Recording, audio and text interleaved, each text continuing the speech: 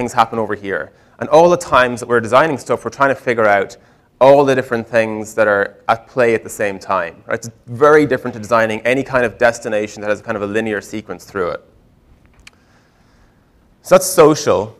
The second term that I kind of hate, and I'm trying to change people's perceptions of, is mobile. So mostly when you talk about mobile, you very quickly get into things about like tablets versus phones versus screen size, resolution, gestures. You know, how do we make this like so people can swipe this way, swipe that way, new interaction patterns for screen, kind of mobile tablet-based design. I think thinking about technology as a primary way of thinking about mobile is the wrong path. And actually, you're off in a kind of deep corner of the forest when there's much, much bigger things happening. And the best way I have to describe this big change in mobile is to steal an analogy from Ben Horowitz, who's an investor in Silicon Valley, who I heard say this at Web 2.0 a few years ago. And I'm basically I've stolen and slightly adapted it. He basically described how mobile is basically, are very similar to the time when the car was invented, right? So at the time, you know, people are literally looking at this thing going, it's not a horse. Like, I know that much. Like, what is it? Right? So they were obsessing about, you know, there's no steam coming off. It's not a steam engine. You know, they're obsessing about the technology, how it works. How does it get from A to B without, like, you know, it's not a horse.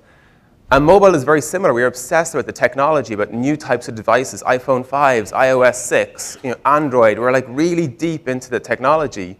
And there are way bigger things happening, right? So mobile, in many ways, will do to our society what the car did.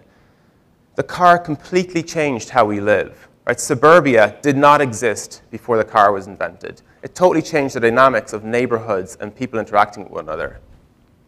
The car also changed commerce. It completely changed the economics of buying and selling. Right? Because suddenly people could basically build big, huge warehouses on the edge of town, pack it full of stuff for way cheaper than being in the center of town. People could just drive out and buy stuff for cheap. So suddenly local retailers, you know, local businessmen, business people who've been in years, through families for generations, could no longer compete. And mobile is going to do the same thing.